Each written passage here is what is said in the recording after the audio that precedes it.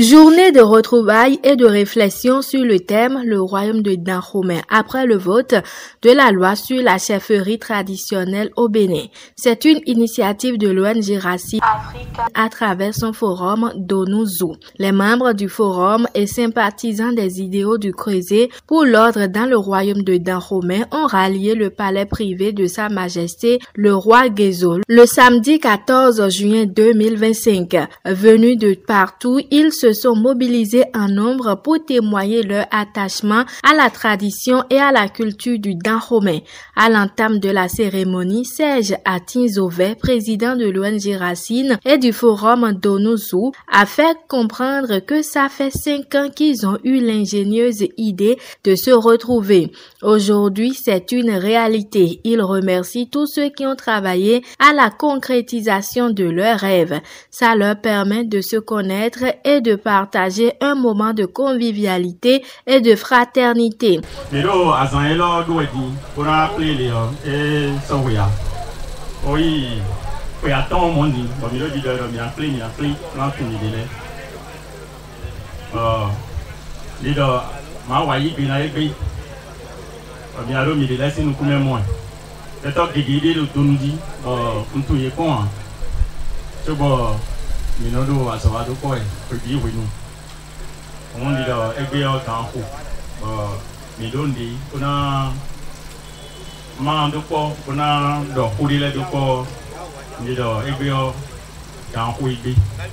Il a demandé au chef des lignées Asiata d'être unis derrière le roi de Dahomey, Dada Deweno de Gberanzin Wegbadja.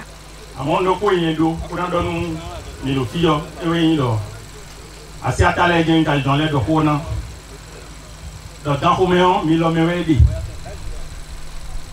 mi quelqu'un pour nous mais des nimas soit divisé mio nous mi do pas janwe ni do jeli ne ba mi ville de mi na modo tata mi tonsi. Marc Aweraya Mongbe Gezo est parti d'une anecdote pour dire que chacun est destiné à une mission. Oh, comme humi on si doloa. Do enabotre namio mais c'est humoa. Ay ho bewe no na meru kuruku. Oh, kali gansi asiwe da son jewe. Mais plein dans les bi. Bon, logo so dans lui tout fier. Azon si amade et tu kali. Azi do mi nai. Bien tele do e wa bi azi na ku ipon. Bon, afunda mi nai. De ça pour àwọn wọ̀nyí ká sí bódìbla jẹ tó ọbẹ̀ wọn èkó xẹ́nà gbọ̀gbọ̀lá kókó la miọ́ ǹdẹ̀dọ́nà fúnlọ fídíò ẹ̀sẹ̀ wẹ́ dọ́mẹ̀ ẹ ká rẹ̀ ẹ̀ ń ká dúpẹ́ dé dùn nà mọ́ ọ̀hún déjì bó tẹ̀ tó gbọ̀lá pa miọ́ kó bó lu ká bó gọ́ kó bó dàmú jẹ fínẹ́ wẹ́rẹ́ náà zọ kálẹ̀ wúzú débòrò tán àfúnáwádìí àzídọ́mínà gbọ̀ngbẹ́ngbẹ́ bóná yìí. Pèsè azido azidjẹtọ yẹ mọdọ tukukulẹ fọn gbokulẹ do ami ọdún ẹ bá azidọ kóòyì àdọka gbèrèwé mẹ azidọnà kókó ìwé zọmọ tukuma sọsì ìzún kámẹ́rà bóyí tí gbẹtọ lẹgàn yẹn tẹdọ nǹkan ìbòdò mọ bẹ́ẹ̀ mẹmí wáyọ àyẹ̀wò gbẹrẹ dàgbànú mẹdọ kórókó bókátà ìdókòbẹnu mẹdọ kórókó lẹ́yìn náà fún àgbàgbẹ́ lẹ́yìn náà zàgbẹ́ Mao masono bonu mi akweda mio ba zoe kwe badia zomi mi bon kawe bio. Auberge Kofi Agonvono a précisé que l'émission Donouzo s'intéresse à l'histoire du royaume de Dahomey. Le forum reconnaît et sert un seul roi dans le royaume de Dahomey. Les membres du forum sont contents de l'intronisation de son Altesse Davoda, chef de la lignée Gezo. Ce que vous devez comprendre est ceci. Il y avait longtemps, les membres de Donou ont toujours voulu que Dahomey ait une personne ressource. Et cette personne ressource ne peut qu'être que le roi de Dahomey. Bon, les gens disent qu'il y a toujours un roi.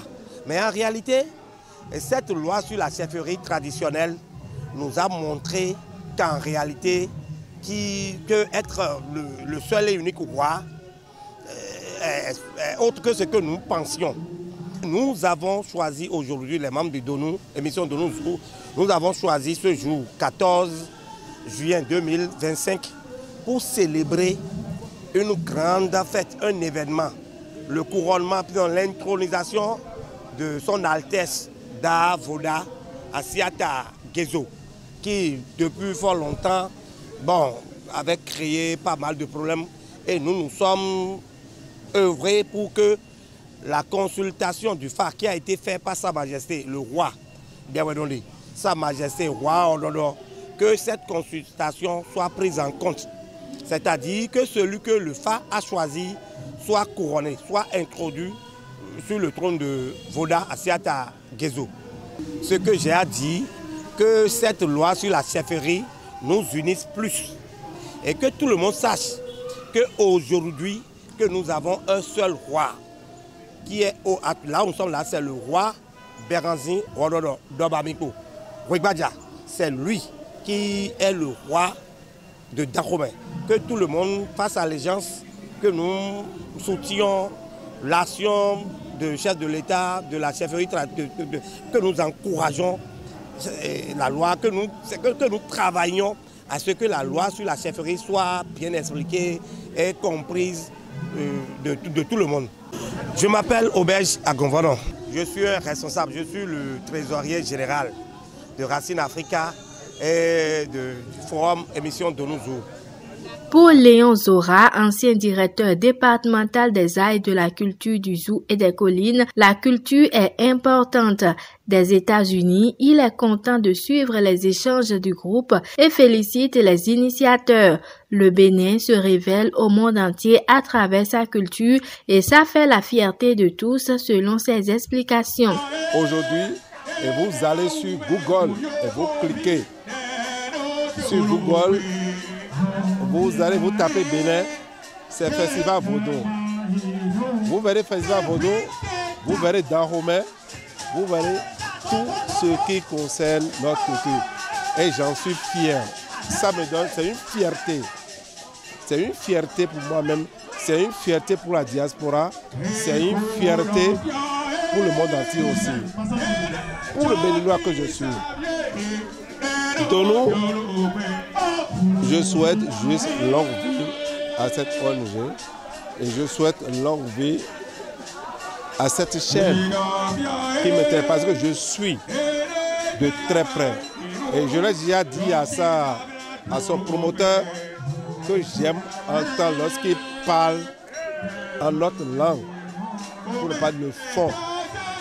Lorsqu'il traduit, il parle de notre culture. Lorsqu'il parle de Assata, lorsqu'il parle de notre roi, de notre royauté, tout ce que nous avons, toutes les manifestations culturelles, c'est que ça fait plaisir. Ça circule dans mon sang. Et je dis bonne chance et longue vie à cette initiative à Donou et longue vie à votre chaîne. Et que vive notre culture, vive la culture béninoise. Et que les membres de nos ancêtres et Dieu Tout-Puissant bénisse notre pays, bénisse Dahomey et protège toutes les filles et fils de ce pays. Moi, je m'appelle Léon Zora, directeur de la culture, de l'alphabétisation et du tourisme, Est du Zou et des collines. Et ensuite directeur des arts et du livre. Laurentine Davo Arokpe Nandaho Nagbeliton a souhaité une union sacrée des fils et filles de Dahomey autour du roi de Dahomey, Dada Dewano de Béranzin Wegbadja, qu'il y ait compréhension dans chaque lignée et un seul chef par collectivité, que tout le monde s'aligne derrière le roi. Ensemble, beaucoup de défis pourront être relevés selon ses dires.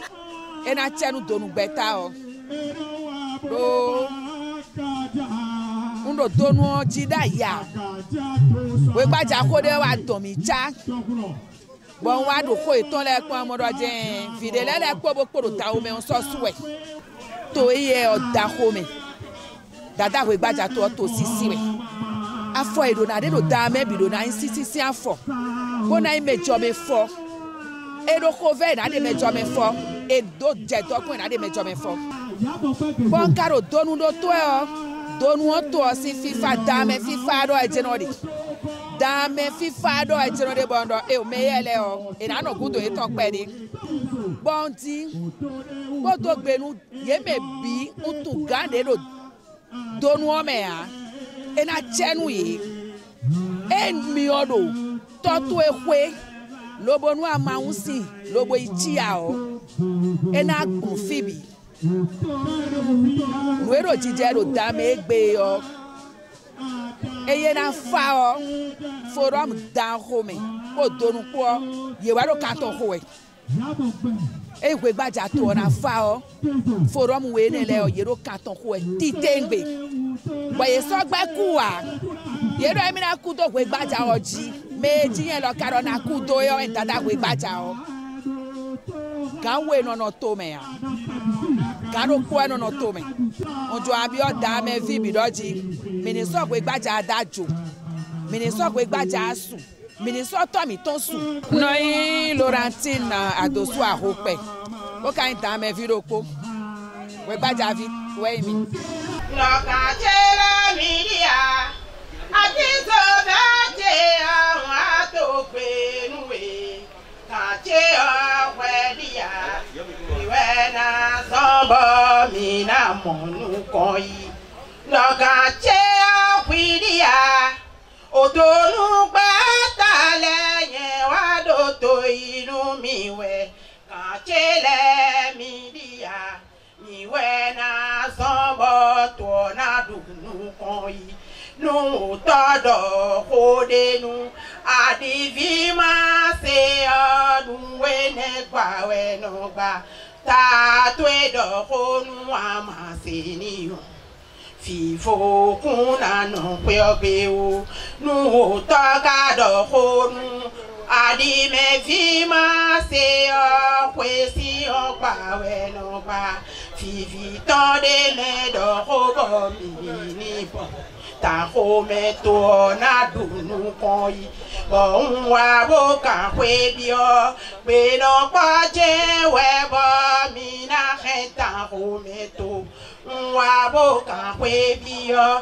pe no pa de je we mi na to heta home to ona de do file wa yi tobo kawaka hwebio ota edo file unwai tobo kawaka hwebio mumini danu kwe bachado mumini de kawa me home nimo tonu betale ye bodona.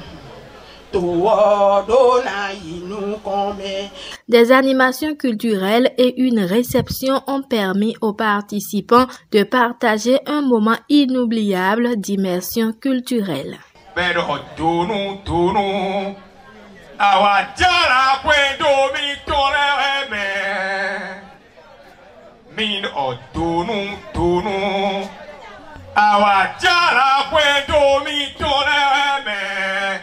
Atiso verse yubo tuwe ve kuto lili indakwe agonvona aino viame dada koko le ikana bolo mitondo utonu tonu awajala kwendo mitole atiso verse yubo tuwe Kudo ni dakwe agonvona ino viabe dada kokore yikana bolo mi tono tono tono awa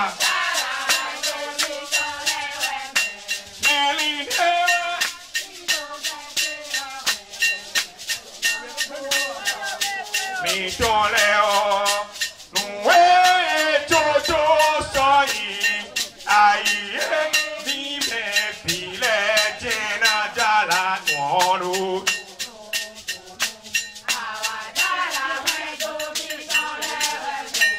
Bueno, takpa to nuta po me Odunu super jawa.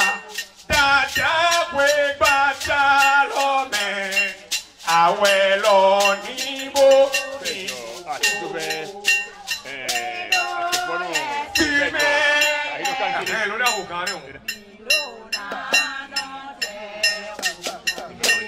Nundi wedo takpato nuta homewe odunu suwe beta oa dada we bata lo me awelo nibo inuko nuedo yesime